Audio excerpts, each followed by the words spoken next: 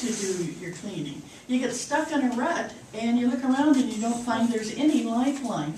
So we've got a little bit of extra time. Isn't that exciting today? And I'd like, yeah, but I would like some of you to say, how do you get out of the funk? Or how do you get out of the gunk in life? What is it that you find you do that really just pulls you up immediately? Anybody have any idea? Yes, Annie. I sing. You sing. I sing. If I'm angry, I'll sing a song that has to do with anger. I have a song that the chorus goes, I want to love, I want to give, I want to find another way to live. Another shout, another cry, and the walls come tumbling down. And it's a great healing, feeling thing to sing, and just, as loud as you can, and it just really brings that energy around, and it does break down those walls and help you go into a different energy. Fantastic. Yeah. What else? Norma. It's gone. It's gone. God. That's fine. It was We'll be right back to you. wonderful. It'll come back. Okay, Donna. I put on the Pointer Sisters Jump, Carol's Happy Song. Yeah, I have a Nancy Wilson album, and for those of you who remember albums, and for those of you who remember Nancy Wilson, and I was bragging about, every time I want to clean a house, I put that on, and it really gets me moving. And my husband said, and you'll notice it hasn't been played very often. Norma, we're back, we're online, what? Okay, I create a mantra around it. Good. It's like I've hated doing my bills, and I keep saying that, which makes it worse. Right. Yeah. So you have a class you do on mantras, and Right. it's very helpful. Good. Yes, April. I found that when I start to feel in the funk and a lot in the house, I'll just go outside. And there's a lot of people I know that say, well, I have to be in nature. And I'm really realizing that it's really about removing yourself from the environment. So even taking a walk in the middle of the city, it's like you can start to look around and appreciate the beauty anywhere. It doesn't have to be in the woods or at the beach. So for a long time it was like, well, I can't because I can't get there. And instead now it's like, even my poor little neighborhood, I walk and I try to find beauty and appreciate just the little things. And that helps shift me. That's kind of like the flower growing out of the crack in the side. Yeah, exactly. I always say that. That's great. Yes, David. Well, I used to live in the city, so it's a lot of concrete and asphalt and not a whole lot of grass and stuff like that. So I lived in a house, had a backyard, so I created this beautiful, beautiful garden back there. Wow. And I just happened to live in the lee of a cliff, so I had a microclimate in my backyard. Wow. And it was like in the front of my house it was like 60 degrees, and my backyard was 90. Wow. It was weird. It was weird. It was fun, and people coming over to lay out in the sun in my house. It was so funny. That is great. Yeah, it was beautiful back there. I had tropical flowers growing back there. That's wonderful. Yeah. Thank you, Eileen. Well, I just remind myself. What happens is I can hear you, but other people can't. What I do is remind myself of two things. One, no matter how hard it is, it's been harder. And two, that out of all the hard things I've been through, I survived 100%. Yay! Yeah. Carolyn. Who's a what? Me? I'm dancing. What? Dancing. Dancing. All right. That is great. That is great. Anybody else? Yeah, Zeke.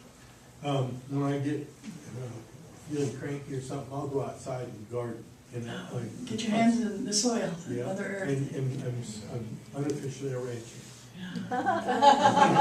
You can come to my house and do that. Michael, you come help me. Okay. And do any of you go to the movies? To get out of the fun? Do any of you go to sleep?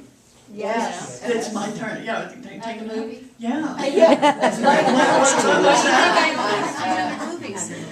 Why do you think I own over 300 movies? You own 300 movies. Okay. It's Debbie's house for next time. That nice television. Yeah, Carolyn. Yeah, it's funny because yesterday I had a termite inspector come over, so I found out. Can you hear her back there? Come on. Okay, yesterday I had this termite inspector come over because I have termites in my house, and I found out I have to come up with like $1,100 because I was like really depressed, so I took a nap, and that helped. And also I went and played music last night, and that helps and everything. So It's just interesting that we have this talk today because in getting the house ready for the inspector, I also had to kind of basically organize all my shit and get it decluttered. So I was just like, talk about timing, you know. That's great. Right on track. Okay, yes, Lee, I'm sorry. I take one of those chakra balancing showers. Yes, yes. Just like standing under the waterfall. That's isn't it? also where I meditate because I have a shower chair, so I sit there actually after I turn the water off for a few minutes, dry off, put the towel on me and just, meditate for, sometimes almost fall asleep at night, as long as I don't fall off the chair. Oh, you wake up and. Yeah. Oh, yeah. Well, I woke up like that where I'm starting to go. Okay, well, this is a time that we been talking about. I'm going to do readings. And what happens is I'd like for you to raise your hand and ask me a question. For those of you who this is your first time, I have a wonderful spirit guide I channel called Law, M-A-H, and Law's been with me since I was 5 years old. So I was talking to somebody and I said, my spirit guide, he's been with me since I was 5 years old. That's been over 70 years. Wow. I don't know which one of us is getting older. I think it's me. I think Law's the same age, as he was when he first started talking to me. He hasn't changed. When you look at him, he hasn't changed. So, okay, Cheryl. I wonder if Ma can give me any insight about how to take next steps for my new job. Okay, one of the first things that Ma says is that you are looking for a job for money instead of a job for opportunity.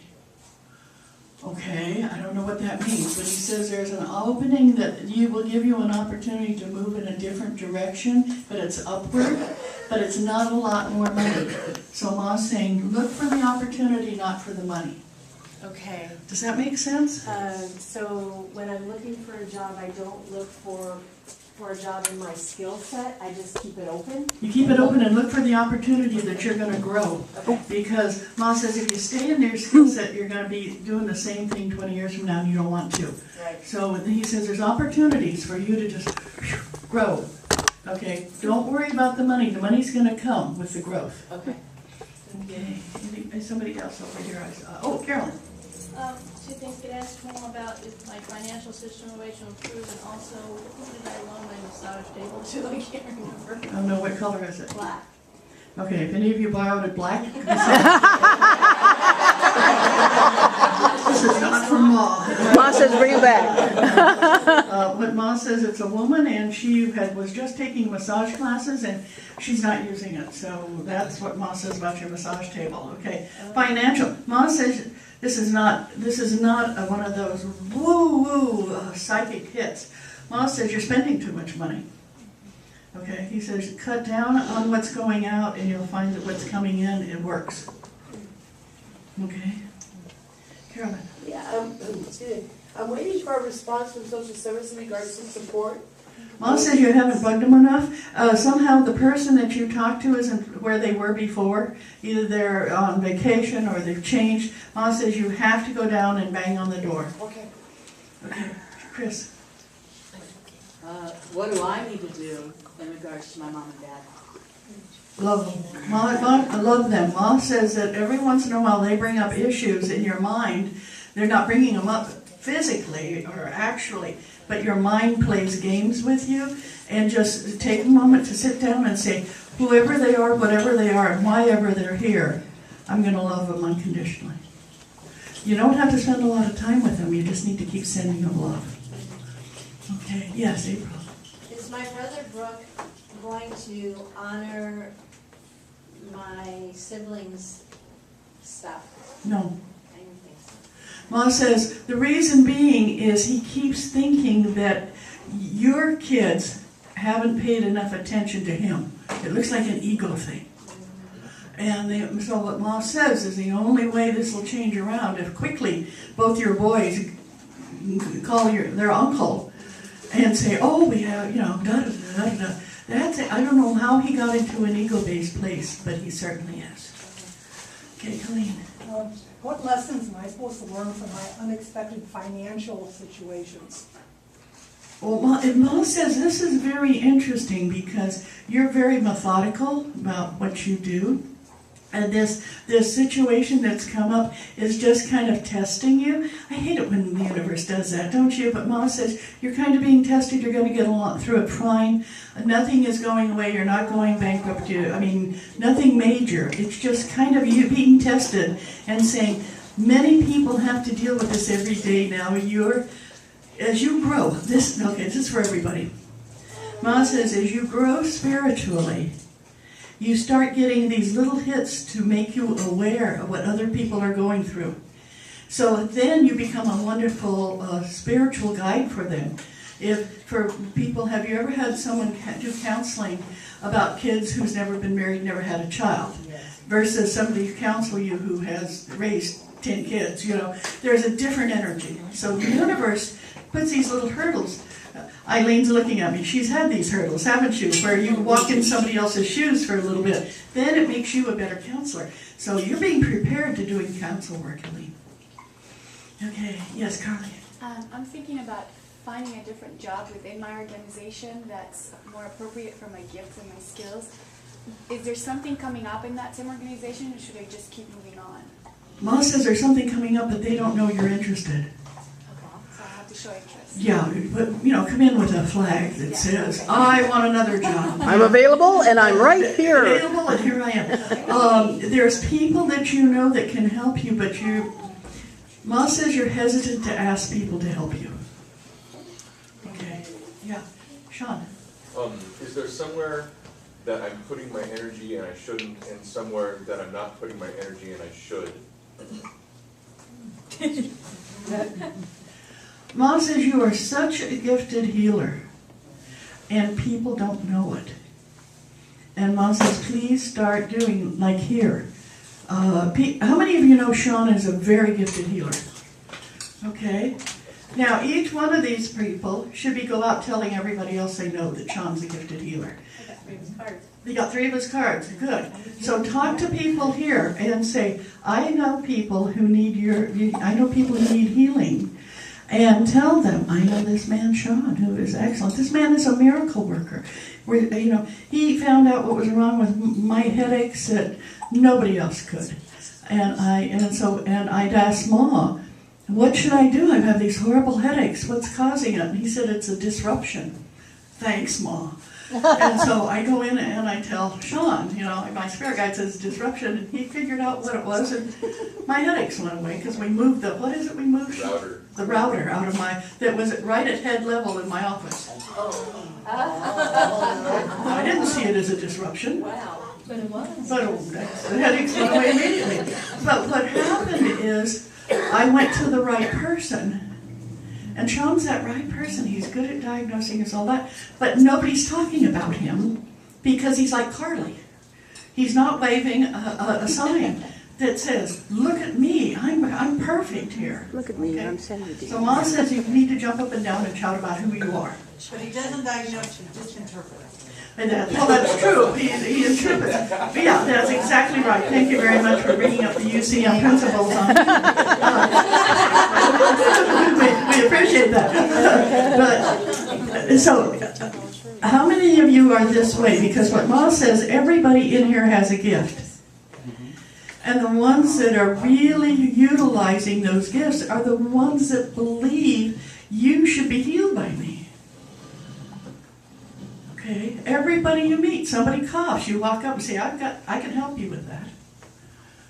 Somebody says, oh, my husband's dying. You go, I think I can help you with that. Because it's like, Mom keeps saying that all of you wonderful spiritual healers seem to think you walk in the door and let go of your ego, and then want the world to come rushing to your door to see your healing ability. Okay, so think about like another one. How many of you had a reading with Cheryl? She's an excellent reader. Well, what I was going to suggest is that maybe we have a psychic fair for the center. Okay, good, you do and it. Sean has Hey, Cheryl's in charge. Watch it. Sean can have a table or a chair or whatever. Yes, exactly. And we could donate our time for the center. Awesome membership meeting. Cheryl's Cheryl's in charge of the psychic. Thank you, Cheryl. But seriously, Cheryl, that's how Eileen does the work she does. I do the work that I do. Is we do get groups going. And that's the way people can find out who you are. You just came up with your guide says, hey, why don't we put on a show, you know? Judy Garland and Make Your Money did it for years. So. But Mom keeps saying about this because this is a reading for the whole group. Every one of you here has a gift. Okay. I did a reading yesterday on a woman who's redesigning wheelchairs. Wow. She's 78 years old. And all of her friends seem to be in a wheelchair. And she's got a brand new design that she's selling to a wheelchair manufacturer. Donna, this woman is selling a new design of wheelchair to veterans. Nice. Okay, so they're more sleek, more dynamic, you know. And I went, wow, how did you do that? She said, well, I saw a need. Well, each one of you has that gift. Look for the need, because Mom keeps talking to me about why aren't people reaching out more to other people to help them solve their problems? And I think we feel like inadequate somehow. So keep talking to your spirit guides. Every one of you has a spirit guide. Yeah, Debbie. Mine is hopefully in the same vein, but will I be able to see the next step I'm supposed to take? The next step you're supposed to be taking is still, you're a coliseum of steps. Yeah. Okay? Mom shows you standing here, and here's all this coliseum and all of these steps like you're at the bottom of a great theater. And you're not sure which step to take first. And Mom says, do a meditation and say, to your guidance, I love this. Some of you others could probably use this answer, but he says, visualize yourself in the bottom of a coliseum and say to your guide or say to God, Mother, Father, God, would you please highlight and brighten the first step I should take? And as you're standing there, you look at all of these white granite steps and one with a one, and you say, okay, now I see it. What is it? And you start coming up to what you should be doing. Okay, they're there. Yes, Norma. Am I headed in the right direction to get rid of my tremors? Mom says you're heading in the right direction, but you're not believing it enough.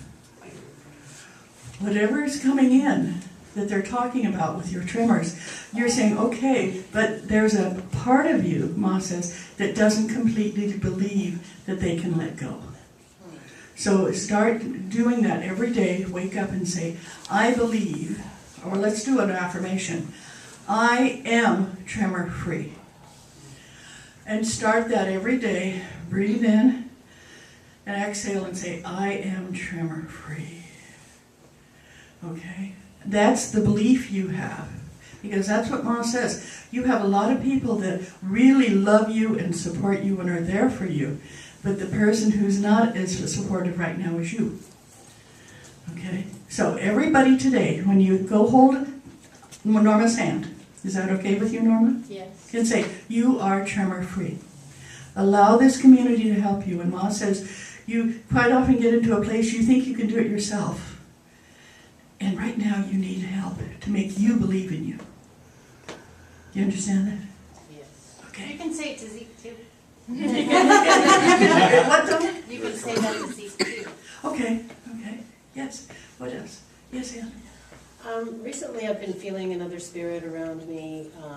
I don't know if it's another spirit or a different one, or if I'm just opening more to my channeling. You're opening more to channeling because Mom says that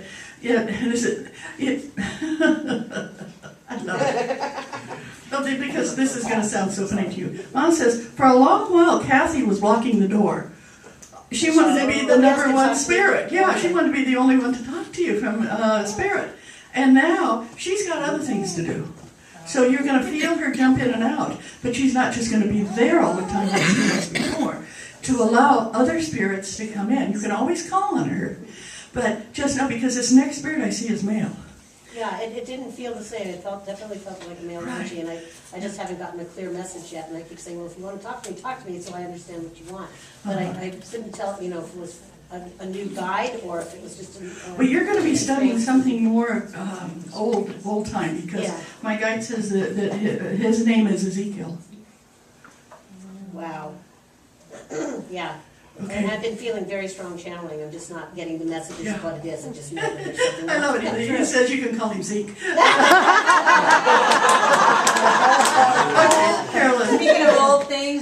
I was wondering if you could read babies. Is there anything you read from Steve? He's still remembering heaven. Every once in a while you'll notice he's just sitting there, just kind of spaced out. Yes, he does. And he's still remembering what it was like where he was. And sometimes this world gets too noisy, too frustrating, too scary, too all of this.